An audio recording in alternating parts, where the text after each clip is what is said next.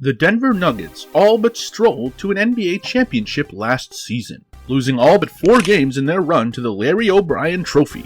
They should be favorites to do it again, but teams around them are improving, and they're doing it quickly. Plus, there are reasons to believe this Nuggets roster might not be as good as it was last year. In this video, we will take a look at whether or not the Denver Nuggets can repeat as NBA champions. To analyze the Nuggets' potential this season, we have to take a step back and look at why they were so good last season. Any discussion about the Denver Nuggets last season has to begin with this man, Nikola Jokic.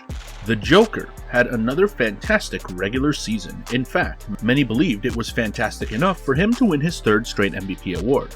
That of course didn't happen, but had he not won those first 2, his odds of winning last year would have been much higher. He finished in the top 15 for points, finished 6th in the league for offensive rating amongst players with more than 50 games, and here's the kicker: led the league in assists. This propelled the Nuggets to a top 5 and a cool 53-29 record, enough for 1st in the West. This was nothing new for Jokic though. The book on Jokic's game has been written, rewritten, remixed, and reduxed many times before, and all those aspects of his game are still there. The elite passing, soft touch around the rim, versatile scoring, even the jumper was nearly at career best levels. While Jokic's stats don't immediately show it, he's down on steals, blocks, and defensive rating. He has made huge strides with regards to his mobility and awareness on that end, and having a co-star like Jamal Murray helps take off some of that offensive load, which helps him give more effort on defense. Speaking of Murray, he is without a doubt this team's 2nd best player.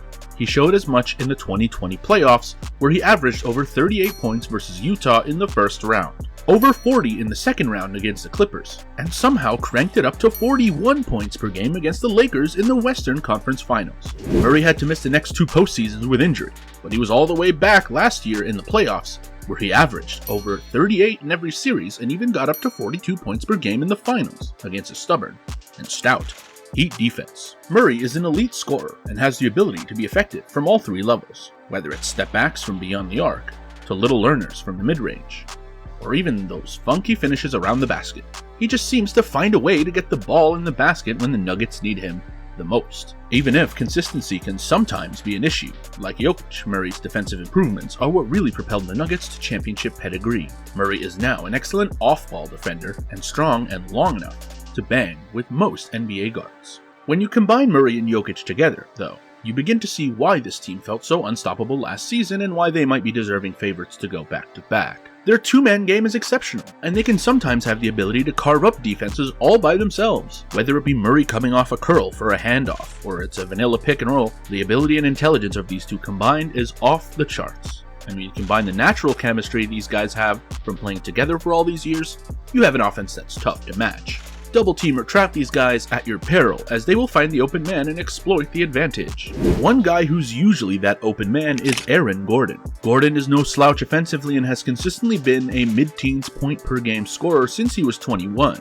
Gordon is a capable shooter and will make an effective cut from time to time, but it's his size and interior presence that makes all the difference. With Jokic on the court, opposition big men have to focus their attention on him, which usually allows Gordon to feast on smaller guys. That's before you mention his impact on defense, where his large frame helps him swallow up opposition wings like they were made by KFC. Another big guy who's been key for the Nuggets is Michael Porter Jr. From the moment he stepped on an NBA court, MPJ's been an elite shooter, shooting over 40% from the line pretty much his whole NBA career. His improvements on defense last year, however, really helped the Nuggets get to the next level. I hope you see a theme here. The rest of the supporting cast was good too. Christian Braun showed himself to be a good shooter with elite defensive potential. KCP was a flamethrower from 3, and his experience and intelligence were helpful. Bruce Brown and Jeff Green were really nice and versatile veteran pieces, who both had a hand in the Nuggets' success down the stretch. Well, with such a stacked and well-rounded roster, it makes sense why the Nuggets didn't see a need to make any drastic changes this offseason. The Nuggets have lost both Bruce Brown and Jeff Green to the Pacers and the Rockets respectively, and they haven't done much to replenish that talent. Julian Strawther out of Gonzaga was a nice pickup late in the 1st round, and while he will be a little older for a rookie, I don't expect him to have as big as an impact as, say, Christian Braun did last year. Re-signing Reggie Jackson was a nice move, especially for their regular season prospects, but it looks like most of the gaps around the edges will be filled by some internal development. the Nuggets front office could also be playing the long game and waiting for the trade deadline or the buyout market to fill out those last few meaningful roster spots. In the meantime, the likes of Peyton Watson and the aforementioned Julian Strawther will get opportunities to make a claim for those minutes.